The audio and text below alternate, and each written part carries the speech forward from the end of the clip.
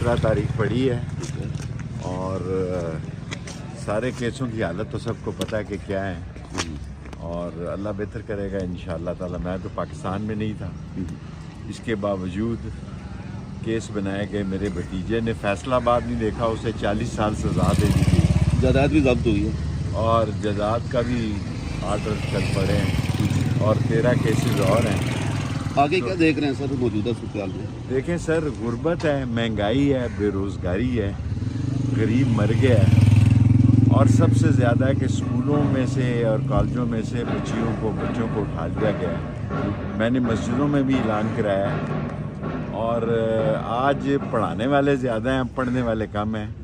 خدا کے لیے والدین سے میری اپیل ہے کہ اپنی بچیوں کو، ہم نے بڑی محنت کی ہے، کالجوں میں واپس بھیجیں۔ کالجوں کی تعداد اتنی کم ہو چکی ہے کہ کالج ہی دکھائی نہیں دے رہے، اور بچوں کو تعلیم کے لیے بھیجیں۔ اگر کوئی مسئلے ہیں تو لال حویلی سے رابطہ قائم کیا جائے۔